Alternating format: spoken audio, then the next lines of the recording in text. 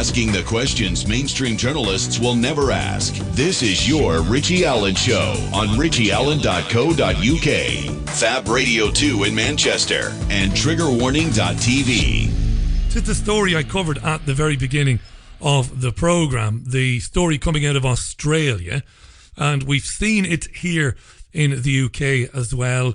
Children's books being banned and taken out of circulation because they reinforce gender stereotypes. This is dangerous, of course. It's a very serious issue. Where is it all going to end? Now, I was researching this earlier on today and I came across our first guest, and I'm delighted I did. She is a remarkable lady. She is a French and Swedish teacher. She was a high school teacher for 22 years. And about 3 years ago, she was fired over her political opinions. This is true, disgusting, but true. She took on radical feminism and took some students to a feminist talk. They asked questions, they got involved in the debate, but there was a social media storm.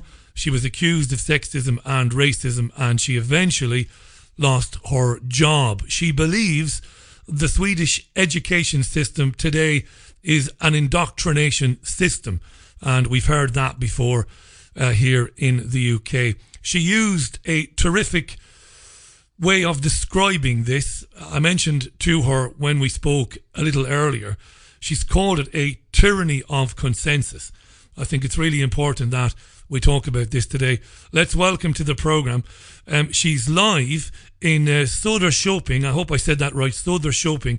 It's Annelie Chubai. Annelie, welcome to the programme. How are you? Thank you. I'm fine. I'm glad to be here. Well, thanks for doing it. The pronunciations are disgraceful, mine, but I think you might forgive me anyway. Thanks for coming on. Good. I tried my best. You're in East Sweden, kind of southeast Sweden. It's obviously beautiful there. Tell me, when I was reading about you today, one of the things that I found really annoying was that your school didn't support you, didn't stand up for you. Were you surprised by that? How hurtful was that? Yes, I was very, very surprised and disappointed, of course, because everyone told me that you're a very good teacher and you know your subject so well, you get along with all students and everything. But since the day I started to criticize feminism and I had that hate storm, people sending mails and called my employees and my city, the politicians there, they started not to stand up for me. And I was really, really shocked because I've worked there for so long, since my youngest kid was born even. So, and that was the town where I was born and grew up. So, well, that was a really shock to me. Why do you think the school didn't support you? Was it because the school was scared about being labelled as subversive, maybe? Yes, I think that is the most important thing. They were afraid of losing students, having a bad reputation because of a teacher not calling herself a feminist, because everyone should do that. You were supposed to be a feminist, because if you're a feminist, you're a good person, and if you're not supporting this, the feminism in Sweden, the Swedish model of feminism, you are an evil person. Wow. That was the debate climate then. Now it's changing a little bit, but I was before my time, I think. Had you, in the previous years, had you noticed that things were changing with regard to teaching? Was teaching changing? Were things becoming different? Yes, I started to notice that. I've been thinking a lot about that, and I think it was about around 2000. But I think it started earlier than that. But that was when I started to notice that something was happening. We were not just doing education in school. We were doing some kind of social engineering or propaganda, and making good citizens of our students instead of teaching them. Instead of teaching them to think for themselves. Annalie, is there one even small example that you can give me from 2000, the year 2000, or more recently? Is there something that you remember, one example? Yeah, I remember that we were having studies that we were supposed to investigate structures of powers in literature between men and women, and counting authors. Are students reading as much female authors as male authors? Not, instead of looking what kind of books are they reading? Are they reading at all? Yes, and there was some kind of focus on gender all the time that I was not used to. So they were kind of focus on gender in a quite stereotypical way, I think. Right. So what you were seeing there was a slanted debate. They wanted the children to read more female authors and academics, regardless of whether the writing was any good. Yes, yeah, absolutely, and not, and it was about not only female and male. It was some kind of you should read literature from poor countries, from black authors, and about homosexual persons and everything. That was not something I've ever thought of before, but now it was so. There was a kind of a battle between male and female, between poor and rich, and black and white. I didn't recognize that anymore. And this came in post 2000. Let me remind our listeners, we're delighted tonight to have Annalie Chubai. She's a teacher, still teaching French and Swedish today, but spent over 22 years at a high school, was wrongly fired because she had encouraged her students to challenge feminist thinking, to challenge it in an academic way. There was a Twitter storm and a social media storm over that. And Annalie is talking about the changes that she noticed in education. Annalie, tell me this. When did gender neutral as an idea, when did you first hear about that? Oh, that is a good question. I think about around 2010 or something. Yeah. Then it became very, very common, and everyone was starting to use that gender neutral pronouns, and that was that was looked as political correct, and if you were not using that, you were oppressing people, and excuse me, I call it rubbish, but that's okay. Yeah. So I think it was about 2010, around there somewhere.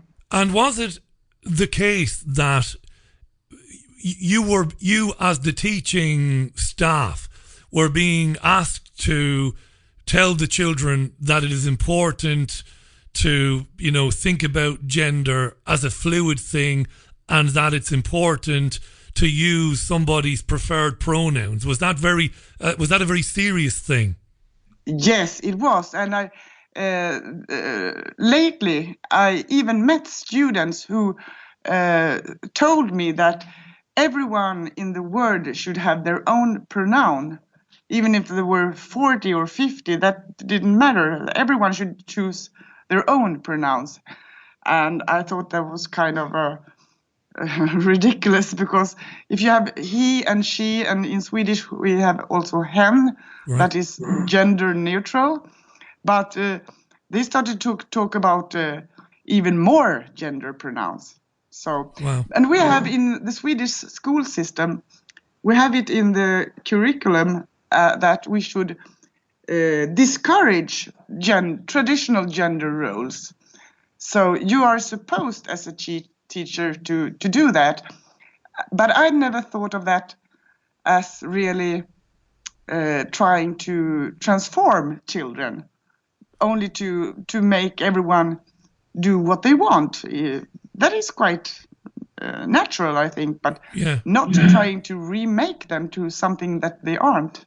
Tell me this, you said that teachers were almost told to discourage children from adopting traditional gender ideas. How did that work? How were they discouraged? Can you explain that?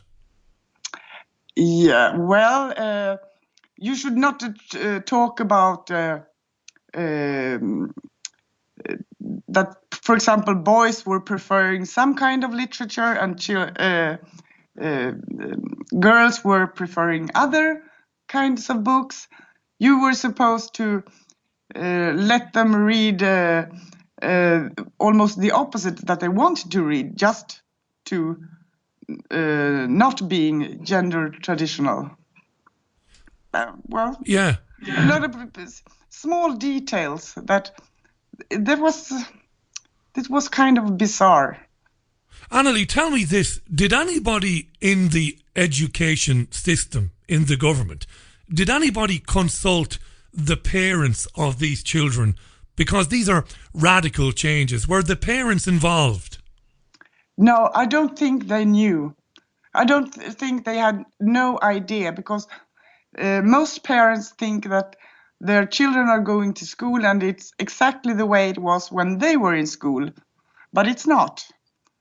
And students were making films instead of studying for showing that there are boys are oppressing girls and girls are always oppressed by boys. It's always this kind of that girls are the victims and boys and young men are the oppressors. And was this national, Annalie? Do you think this was a national program? Yes, it was a kind of it were everywhere in the universities, in the education for teachers. Everyone was studying gender studies. It is very important in, for example, education for all teachers in Sweden. Was there any opposition amongst the teachers, Annalie? Were there teachers saying, this is crazy? No. No? Not.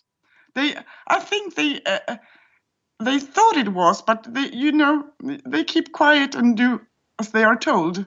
And they are supposed to, this is the tyranny of consensus.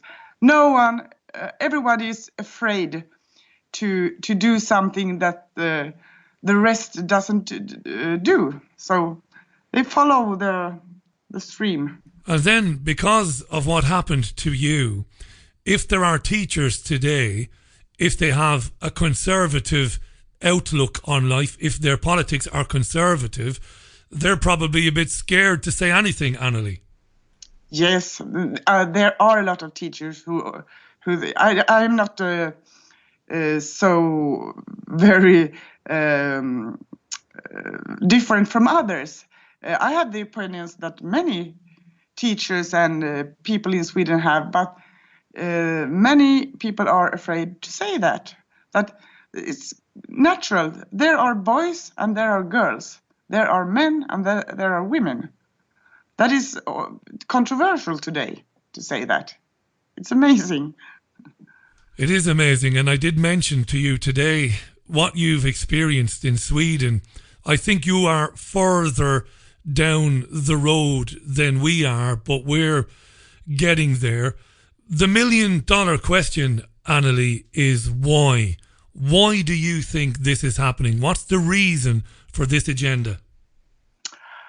I have no idea, but I think it could be a dangerous weapon, because if you're fighting something that are biological inherent to people, you are fighting the nature. Gender is a biological construction and a social construction. And I don't know why this is happening, or is it just being stupid, or is someone thinking that it could be making a war on gender? Can that be a gain for someone? I don't know. Who? There's a huge amount of interest in this, understandably. A lot of tweets are coming in. You can follow you can follow Annalie on Twitter as well, by the way. I'm going to tweet to Annalie, and you'll see her Twitter account there. Annalie Kubai is live on the line from Söderköping, which is in southeast Sweden. She's a very experienced teacher, very well liked too. I saw her do an excellent interview this morning with a Swedish journalist, and I said, I've got to get this lady on our show talking about this, because she's experienced the tyranny of consensus. When conservative thinking, or just slightly right of centre thinking, challenging the feminist agenda, the gender neutral policies and this sort of thing, a Twitter storm, a social media storm, meant that she was forced to leave her job, even though she had a perfect record as a teacher for over 20 years. You said something, Annalie, that's really concerning. You said that the opinion corridor is narrowing. Now that sounds like George Orwell, doesn't it? It sounds like we're getting to a place where there is an accepted point of view on any issue, and everybody must have that point of view. Everybody must agree, or you're in trouble. That's very these are very dangerous times, I think. Yes, and it's in media, but it is also, for example, in the school system. And I don't think we talk about that as much as we should do. I'm still finding it hard to accept that your colleagues didn't support you and other teachers, because it could be them next, you know. We're seeing it here. And it's not just on that issue as well. It's on issues around multiculturalism and immigration. We're seeing that the debate is being shut down because people who are asking questions about it are being labelled as racist or hateful, and they are being marginalised. But we talk to each other, but not when somebody here. Right. Yeah. So people are afraid to say their opinion, but they have the opinions anyway. Because expressing that opinion might see them isolated from society, right? Yes, that's it. And do you see a problem? I see a problem with this new world where everybody lives on the internet. We are on the internet 4, 5, 6 hours a day, and the internet has become, you know, where we live, where we dwell. And more people are scared of or frightened of saying what they really think, in case they are isolated or cast out or sent into exile. Do you see that as a problem, the internet? Yes, I do. And you can see it with the young people. They are absorbed by internet, but they are also, we are surveyed. We can be watched and checked out for everything we tweet, we say on social media. If there were not for internet, this had never happened to me. No way. It's only because of internet, because I expressed my opinions on social media, so everybody could see it and they could report it. So it's the internet is a dangerous weapon for those who wants to. Yeah, this is a new. This is a new phenomenon, isn't it? Yes, it is. This Twitter storm, where a group of people, usually so-called progressives, can demand that somebody is silenced, and then the third party, in your case it was your school, they acquiesce or they give in to the demands from the very loud minority, and they are a minority, but they're very loud. These are dangerous times. A lot of comments coming in. I'm being asked to ask you, do you think there is an agenda to blur the natural lines between male and female roles to kind of weaken society? Do you see that happening? Frankly, I've seen it, and I've been thinking that it could be like that many, many times. I don't want to think that it is that way. But of course, I've been wondering myself, maybe, I don't know. They are very successful in that way, because the young people are now being so confused. They suffer from anxiety, mental illness. They don't know who they are. Gender dysphoria is increasing. Boys are staying in their homes, watching YouTube, internet, lost their friends and social life, and girls are being afraid, and yes, it is weakening our society. I'm very surprised, Annalie, excuse me. I'm surprised that parents allow their young children to learn about gender issues and sexuality. I don't have children, but if I did, I would be outraged. I would be angry that my children's minds were being interfered with like this. Isn't it a huge surprise that parents are not demanding answers on this? It is, and I'm being a parent myself, and I didn't notice that for my own children until it was too late. Then I realized what they had been through. That there is a propaganda in school for making children gender neutral, and they aren't. I have one daughter and one boy, and they are different. They were not only raised different, but they are born different. My boy is he acts like a boy and thinks like a boy, and my daughter acts like a girl. It's natural. But I didn't notice that when they were in school. So I think many parents don't know what's going on in school. That's interesting. They don't know what's going on. But as it becomes more common, it will be difficult to hide it from parents. Do you think if parents knew, or if they find out, do you think there might be a reaction? Yes, I think the reaction will come someday, but until now it has been seen as something good, that everyone should adopt that way of thinking. So I think many parents believe that this is the good thing for the children. Everyone can choose their own gender. But now they are finding out that that was not quite a good idea. It's confusing the children. When I watched your interview today, which is brilliant, it's a brilliant interview. I'm going to tweet a link to it. The presenter and you, both of you, are incredible. The presenter is he's a brilliant guy. He did a great job. You said something that really fascinated me.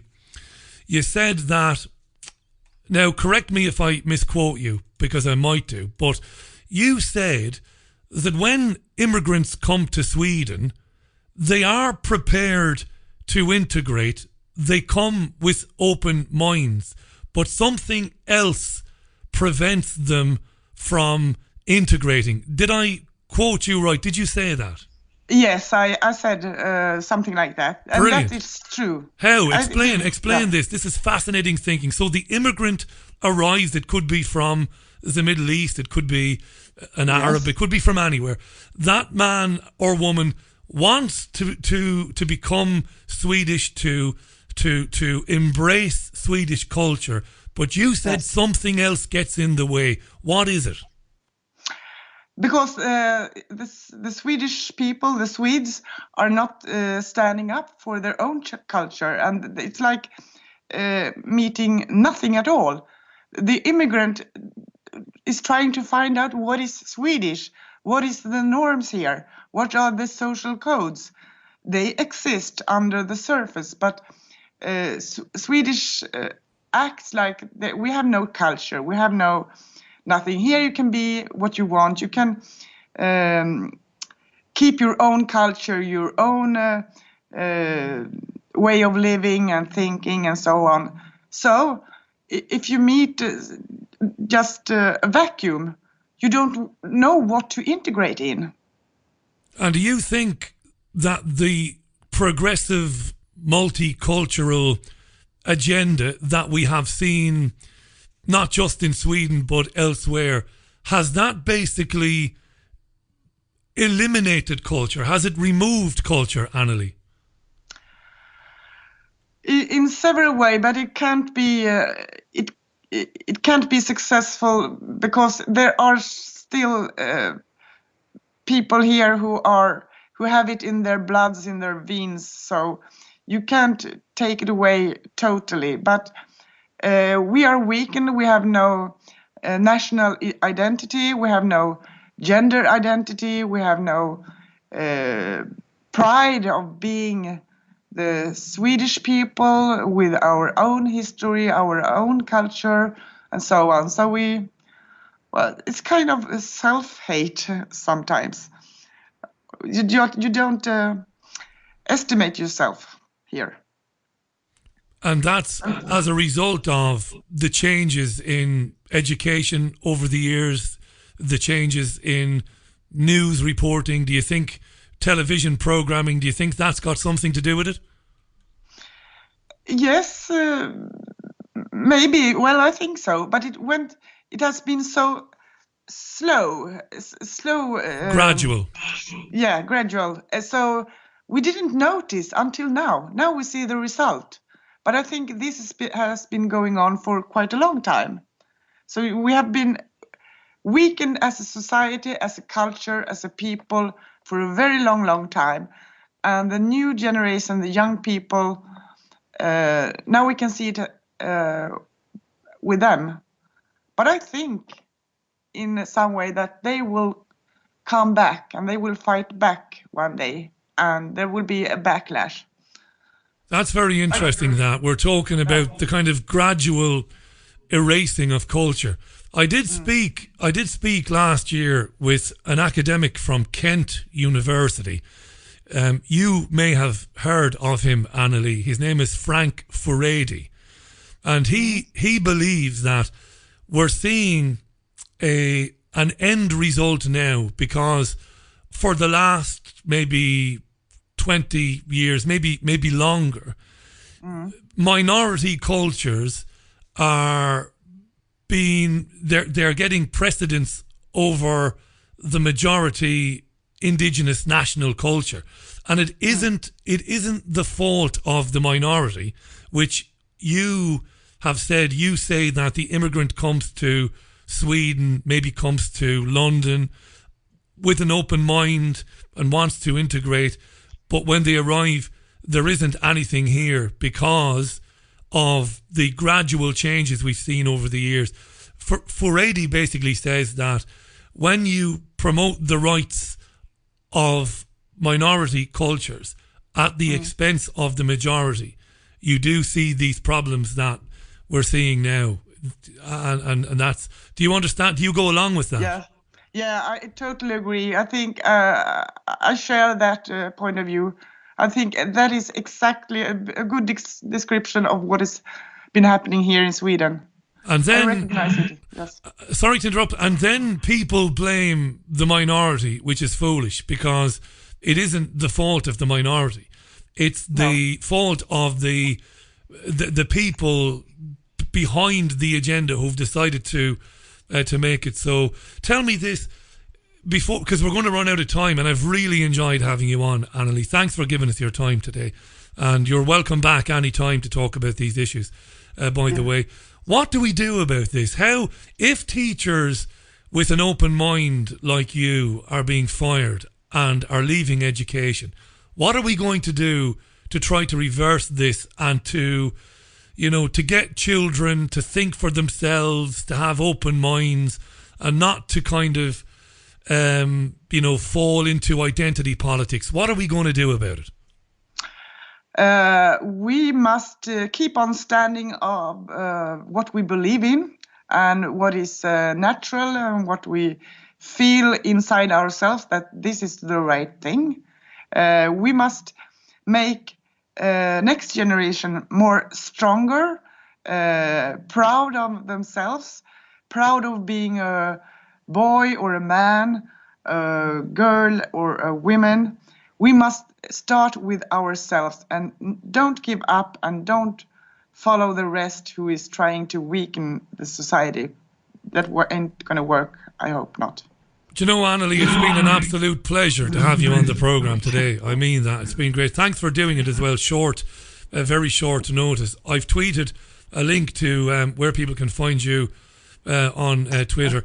Anneli is a French and Swedish teacher, a vastly experienced high school teacher, with some very, I would say, very well briefed opinions on this agenda, which is very serious. Thanks so much for your time today, Anneli, and you're welcome back anytime. Thank you. My pleasure. Brilliant stuff. Thanks a lot. Live on the line from Söderköping, I hope I said that right, in southeast Sweden today. Very brave woman. I was reading about her today and the rubbish that she had to deal with 3 years ago when she took some students to a feminist rally or a feminist debate, and they asked questions of the feminists and challenged their ideas, and that started a Twitter storm, a hate campaign against her, which ultimately resulted in her losing her job. Terrific lady.